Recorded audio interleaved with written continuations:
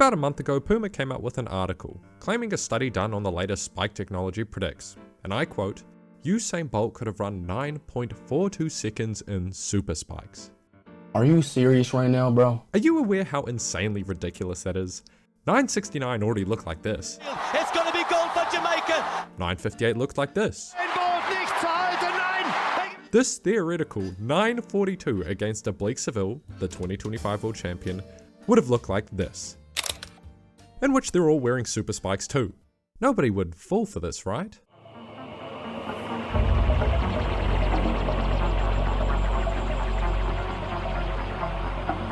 Yeah, no, they would.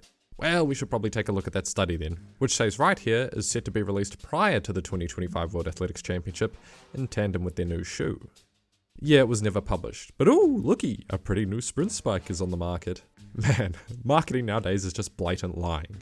Since clearly Bolt running 9.42 was simply used as clickbait, that is until the study gets released, we've got some interesting questions left unanswered.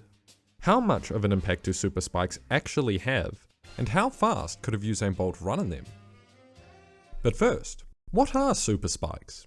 Standard sprint spikes for the last 100 plus years have followed a simple formula. A thin, stiff plate, spikes for traction, and remaining minimal and lightweight, allowing you to be as close to the ground as possible. And that was it, from the literal 1900s all the way till 2019.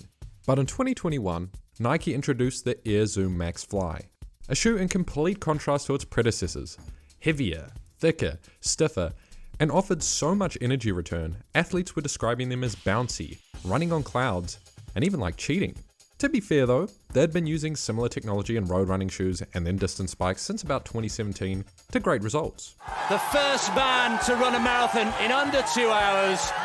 But once they nailed how to utilize the super spike formula for sprinting, times dropped instantly. 2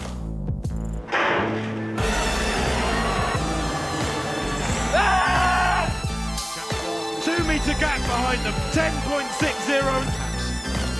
This time, and Thompson here into a running fourth from left. What a performance there! Run a time that I haven't seen in my lifetime, you haven't seen in your whole lifetime. You've left people without words, yourself screaming. What does it mean? Elaine Thompson-Herah and Shelley Ann Fraser-Pryce, two veteran, decorated athletes who could have been considered exiting their prime, suddenly experienced a rebirth like never seen before. Thompson-Herah's PR before 2021 was 10.7 seconds from the 2016 Jamaican trials, the fourth equal fastest time ever. And after 5 years of struggling to better this, within the year of Nike's new spikes, she dog-walked this time on 4 separate occasions. Shelley Ann Fraser-Pryce was equally as egregious. Her old personal best was also 10.7, but from way back in the past, the 2012 Jamaican Championships, when she was 25 years old. 25 being that age where many would consider optimal peak athletic age. Flash time of 10.70. Oh my word. 9 years later, age 34, mere days into the 2021 season, 10.63 seconds at an early season development meet. She can't even believe it herself, and the shoes were so new, she was the only one wearing them in this entire field. And as if I need to tell you, but by the end of the year, she'd run even faster. 10.6 flat, beating Elaine Thompson-Herah in her fastest time she'd ever run, but not even close to her final 10.6 clocking, because the very next season, age 35, she had run the still fastest collective 100 meter season of all time, with an astonishing 7 10.6 clockings. Shoes or not, inhuman. While the men's reaction to the shoes were quite the contrast. Since the retirement of Bolt, Justin Gatlin finally aging, and the ban of Christian Coleman, who won the most recent World Championships, there wasn't really any one athlete to keep an eye on. Instead, the sprinters who would usually be cannon fodder dropped all-time performances, and anyone who watched the 2021 Olympics will remember just how dysfunctional the men's 100 meter was. In the third semi-final, China's Su Bingtian led a scorching race so iconic, it's still used as short king montage material today, winning this heat and cementing himself as a legitimate favourite heading into the final. The term cannon fodder might be a tad disrespectful, but there is quite literally no better way to describe Bingtian before this 2021 World Champs. He spent championship after championship getting dunked on by the Bolt generation, and following him, Ronnie Baker also ran a PR of 9.83, and a long jumper by the name of Lamont Marcel Jacobs also stuck close with 9.84. 3 men hardly known for being at the top or any form of consistency, all dropping their previous year's bests from sizable to absolutely ludicrous amounts. And the final would see Jacobs lower his time further. Among these athletes, 4 of them were past the age of a prime sprinter. Yet still, this year alone seeing an average PR increase of 0.13 seconds. And as I said earlier, half of them had been stagnating and even entering career declines, until a sudden resurgence at the same time these shoes appeared. But did the shoes really help that much? I mean, of course there are other factors. Like the 2020 COVID year gave them extra time off to train. It was also an Olympic year, which usually shows an increase in performance across the board. And these numbers are based off a very small and debatably cherry-picked data set of this year's winners, the athletes who stood out due to improvement. But it has been a little while since 2021, and believe it or not, we have seen some studies done on the effect of super spikes. One 2023 study tested the sprint performance of national level female sprinters across 40 meters. 15 athletes would run 4 40-meter sprints, 2 in standard spikes and 2 in super spikes in a randomized order, and they found a 0.6% performance increase against traditional spikes, which would translate to an improvement of about 0.066 seconds in an elite female sprinter across 100 meters, a sizable improvement, but more importantly, they also noticed the only time improvement was seen in the flying phase of the 40-meter sprint. Which, you know, in a 40-meter sprint from stationary, you don't actually spend a lot of time doing. So that could account for why performance gains were only 0.6%, since the majority of a 40-meter sprint is spent accelerating. And notably, when talking mechanics, the spikes help improve leg and foot stiffness, decreasing contact time. So to bundle that up in a nice little package, super spikes don't help you out the blocks, and the more steps you take across the 100 meters, the more you can benefit from the shoes. While another study gave us a word salad on how these spikes benefit the athlete, but then outright suggests the best way to figure out the difference would be to compare sprinters' best performance before super spikes and after them. Which I did kind of do, but I didn't do all of them. That's right, this is the big reveal.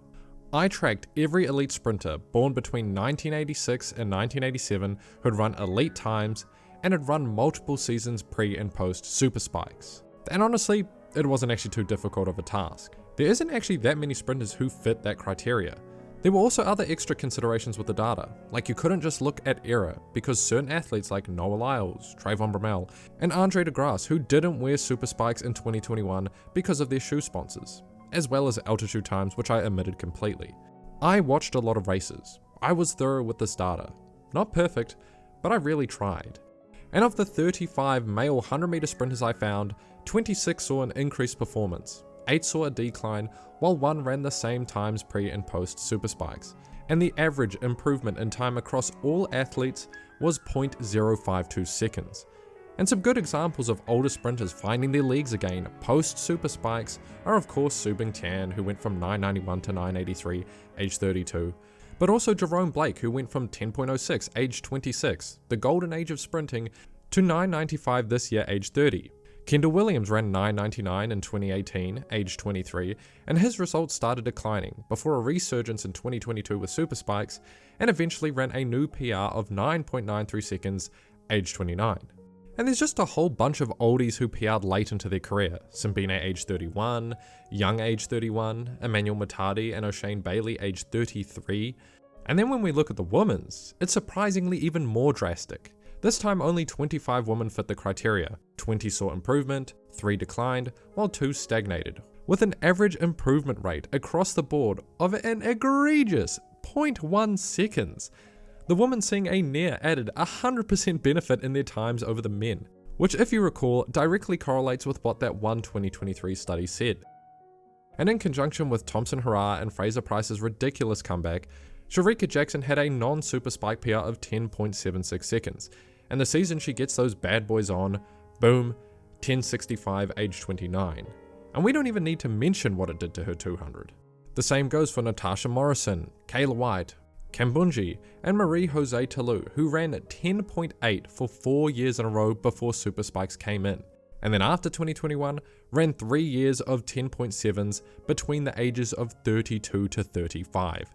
Undoubtedly, incredible longevity. I don't want to take anything away from these athletes.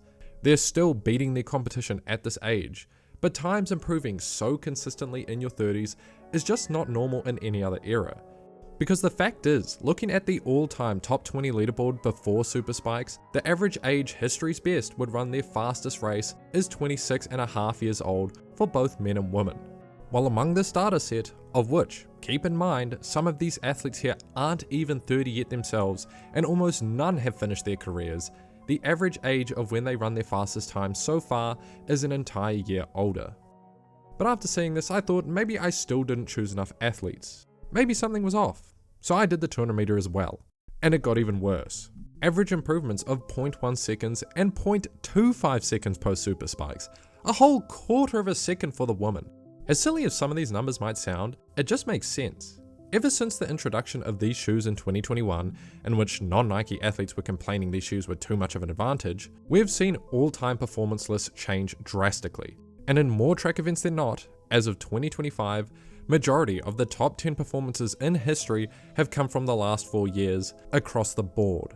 Because while this video is about sprint spikes, distance running is seeing more performance benefits than any other discipline.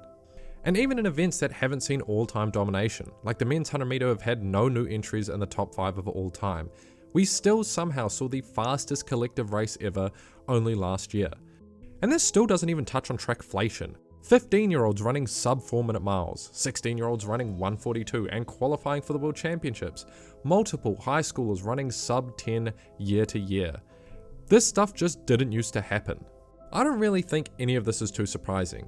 Without numbers, we kind of knew this was happening anyway. They've been given the name Super Spikes after all, and not because they're called that, but because we saw firsthand what they could do.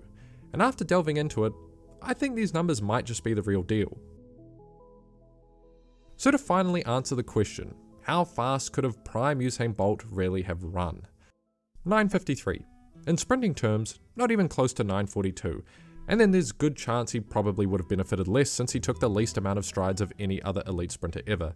So maybe 9:54, which if you recall what 9:42 looked like, 9:54 would have looked more like this. God, it's incredible how freaky 9.5 looks when he's not against a prime Tyson Gay. And supposedly a 19.09 in the 200, which just makes me laugh. The other men are trying to follow it. Mullings and Spearman finishing fast. Bolt fins.